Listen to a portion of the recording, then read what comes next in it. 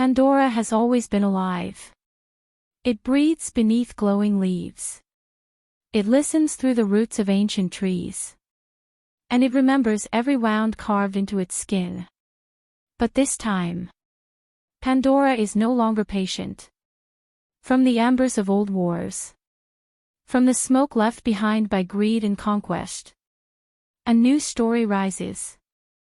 One written in fire and finished in ash. Welcome back to Avatar, Fire and Ash. Pandora still glows beneath alien skies. Bioluminescent forests shimmer like living constellations. Oceans pulse with unseen life. And the wind carries songs older than memory. But something feels different. The land has not healed. The scars of humanity's invasion remain. Burned clearings, poisoned waters. And quiet places where life once sang. For Jake Sully, Pandora is no longer a miracle to discover. It is home. It is responsibility. It is a promise he must keep. And for Neytiri, Pandora is sacred ground soaked with loss. Every tree a memory.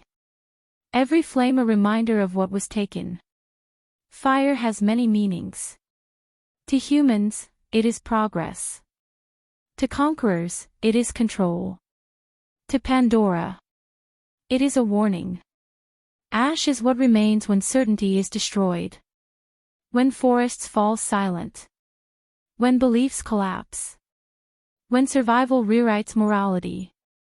In this chapter, fire does not fall from the sky alone. It rises from within. From anger. From grief. From desperation. For the first time, Pandora reveals a side the world has never seen. A Gnostic's clan shaped by volcanic lands. Where survival demands strength. And mercy is considered weakness. They are the Ash people. They do not pray for balance. They do not wait for Eywa's guidance. They believe Pandora must be forged through destruction. That fire cleanses weakness. And ash prepares the ground for rebirth. To them, harmony is a lie told by those who have never faced extinction. For generations, the Gnostics stood united against invaders. Now, they are divided by belief. Some clans fight to preserve life as it is. Others believe the world must change. Even if that change is violent. And between them stands Jake Sully. A leader pulled between cultures.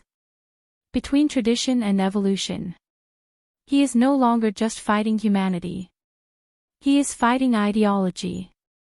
Jake carries the burden of leadership. Every command weighed against lives he may never see again. He once fought as a soldier. Now he fights as a father. Neytiri carries a deeper fire. One born of grief. Of rage held back by love. She understands what fire takes. And what ash leaves behind. They are no longer defending a planet. They are defending a future for their children. In a world that no longer guarantees tomorrow. Humanity does not return to Pandora with curiosity. It returns with calculation.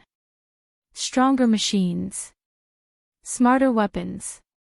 Strategies designed not to coexist, but to dominate. They no longer seek permission from the land. They seek ownership. And they are willing to turn Pandora into a graveyard. If it means survival for Earth. Avatar, Fire and Ash is not a simple battle of good versus evil. It asks questions with no clean answers. What if survival demands destruction? What if protecting life requires sacrifice? What if the enemy believes they are right? When fire becomes necessary. Who decides how much is too much? In this world, heroes bleed. Villains love. And every choice leaves scars.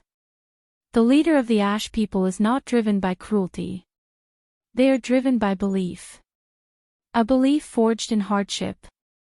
In land stripped bare by fire and stone, they do not see themselves as destroyers, but as guardians of evolution.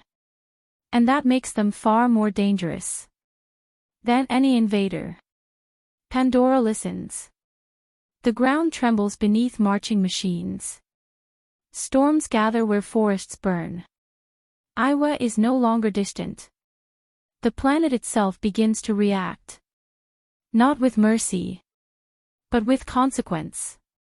When nature chooses to fight back, no technology remains untouched. Fire meets forest. Ash meets ocean. Steel meets spirit. Alliances fracture. Truths unravel. Jake's Sully is forced to face a truth he has long avoided. That saving Pandora may demand the ultimate sacrifice. Not just of lives, but of certainty. When the flames finally die, the world grows quiet. Ash settles. Smoke clears. And something fragile emerges. Not victory, but possibility. Pandora stands changed. So do its people. Avatar, Fire and Ash is not just a sequel. It is a reflection on power, on belief, and on what we are willing to burn to survive. It reminds us that nature remembers, and balance is never free. If this journey through Pandora spoke to you, if the quiet lingered, subscribe to The Quiet Spine for more cinematic storytelling, deep narration, and worlds that echo long after the screen fades to black.